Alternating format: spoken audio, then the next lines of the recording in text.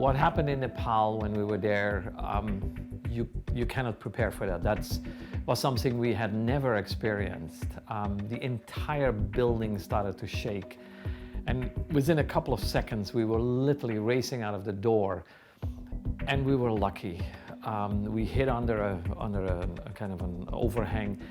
And we were lucky because the wall of the lodge went inwards instead of outwards. Outwards, I would not be talking to you here today.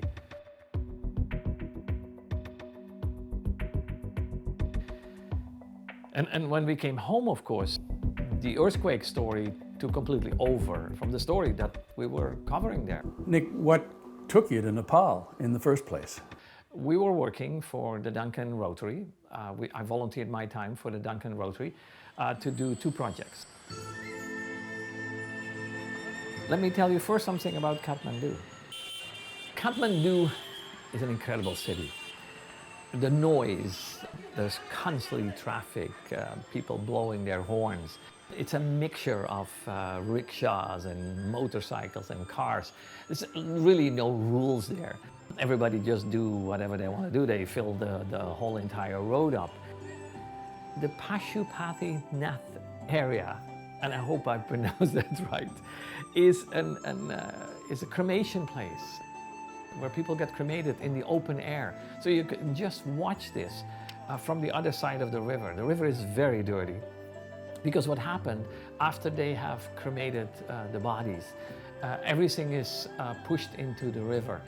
And sometimes you see kids actually diving in this very murky black river trying to recuperate gold.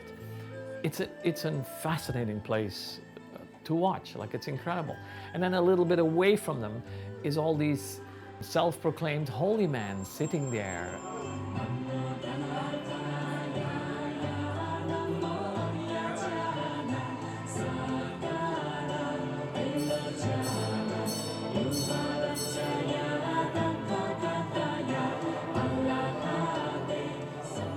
You really see that Buddhism shapes the lives of many people here.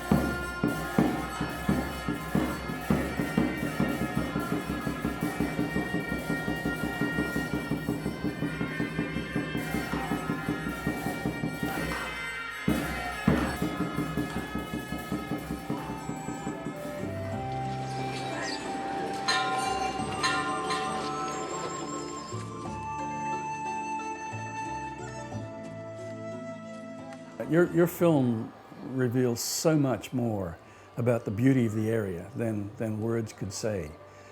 You must have been enormously impressed. Yes, because there are areas that are beautiful, like Bhaktapur. And that was really for me the hardest part to edit, because with my wife Ali, I traveled for a day to Bhaktapur, and it's a beautiful area. And now knowing that a lot of Bhaktapur is destroyed and it will take years to rebuild, that was really tough.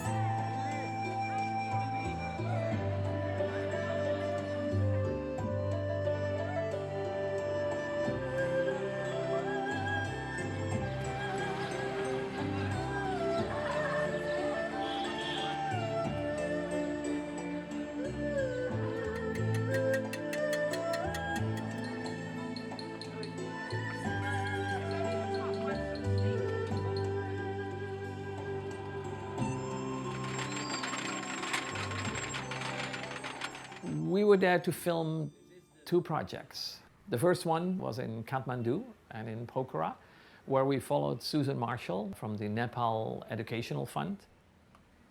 An average day for me working in Kathmandu and Pokhara is visiting many children, visiting them in their homes, seeing how they're doing, visiting with their families.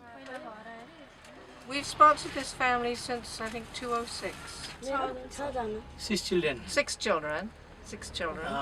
And she lost her husband a couple of years ago. Yeah. She's worked here at the quarry many years, right? 20 to 21 years. She, with sponsors and our Rotary Club and other Rotary clubs, make sure that underprivileged children get schooling. It's a fantastic project. We followed her for an entire week in Kathmandu and for another week in Pokhara, going to schools, visiting families, and etc. It was a beautiful project.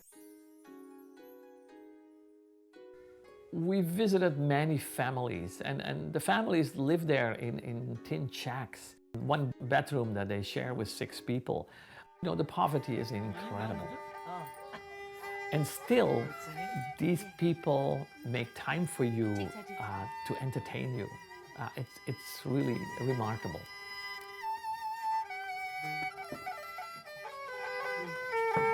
Nick, after Kathmandu, you went to Lukla? Yes, with Ivan, a good friend of mine. Now, flying to Lukla, that's an adventure in itself. It has a runway of 500 meters. It's called the most dangerous airport in the world. The plane lands on the tip of the mountain, and then it roars up the mountain, and then just before the building, it swirls to the right.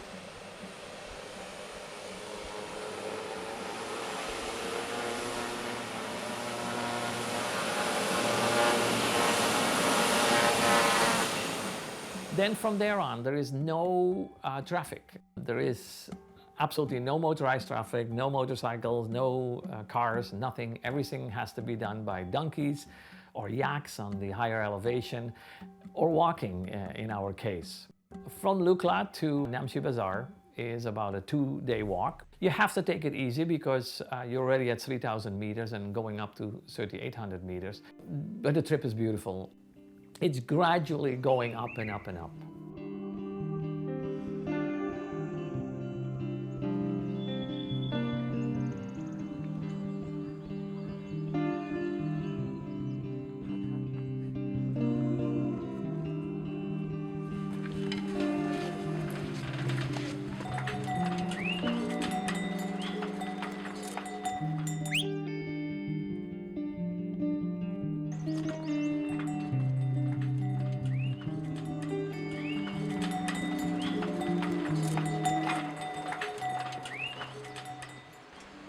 It's a Buddhist country. The Mani stones are everywhere, and don't forget, always pass on the left-hand side.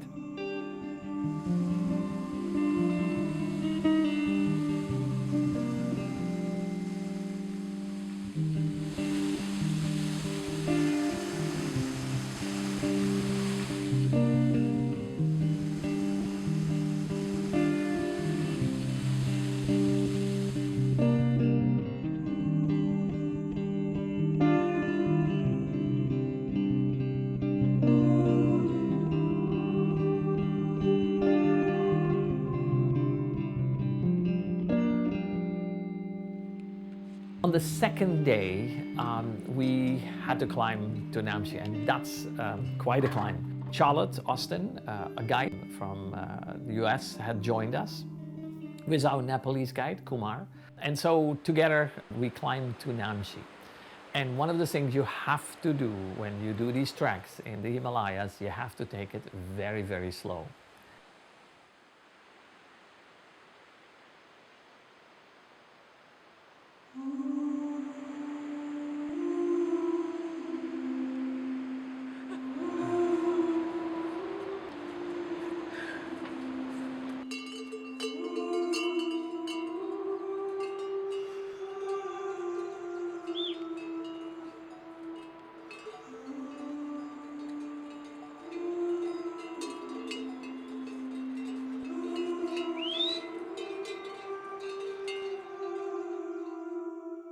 Namche Bazaar is probably best known as the starting off point for most Everest expeditions.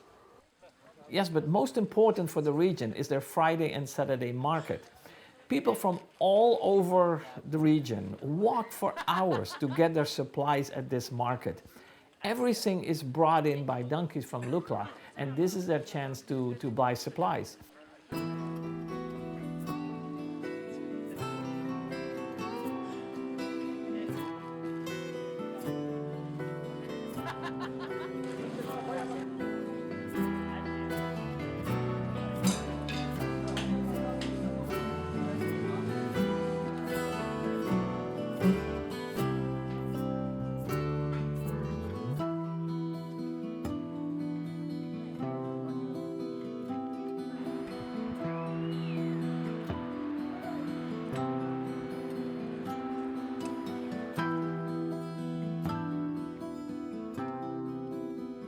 On the third day, we went to Kumchung. Again, from Namche, you climb up, a long way up. It's a good hour and a half, 2 hours. And then when you're on the top, you make your way slowly down to the valley and arrived in Kumchung. A beautiful little village, about 1,000 people live there. And of course, Kumchung is famous for their Sherpa, the Sherpa village.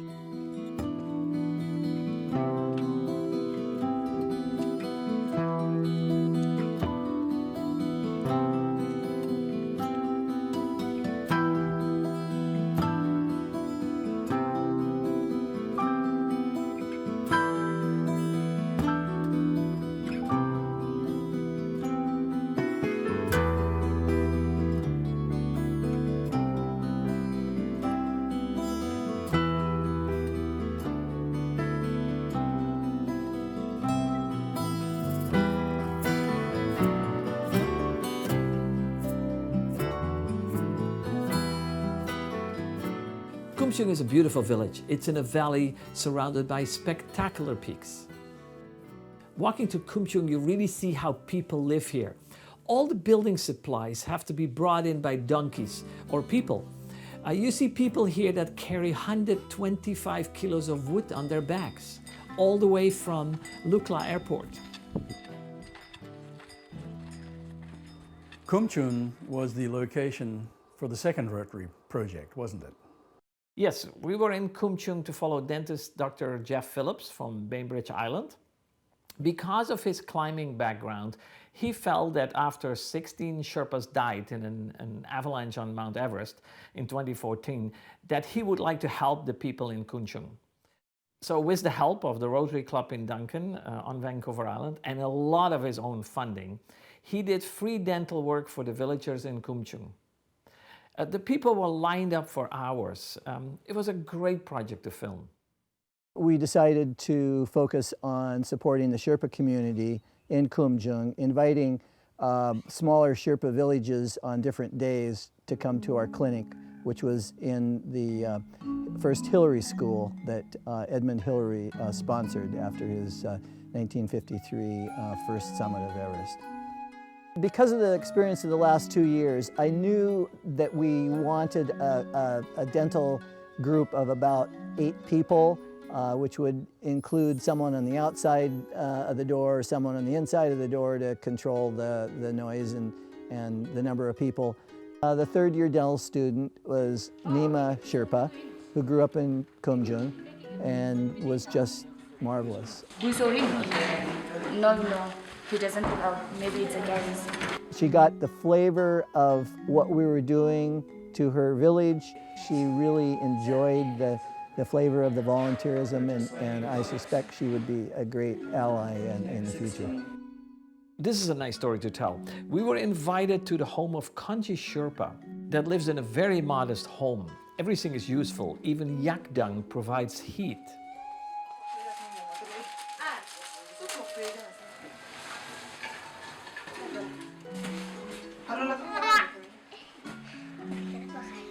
It was interesting to see how basic life is for her and how she copes with 2 children after she lost her husband on an accident on Mount Everest.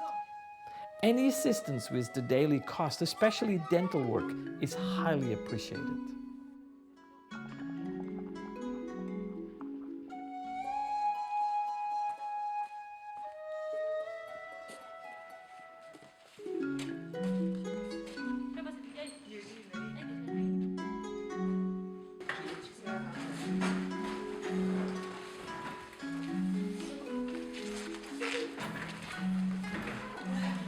Dr. Jeff Phillips also taught the students in giving lessons in dental hygiene. And everyone left with a toothbrush and some toothpaste.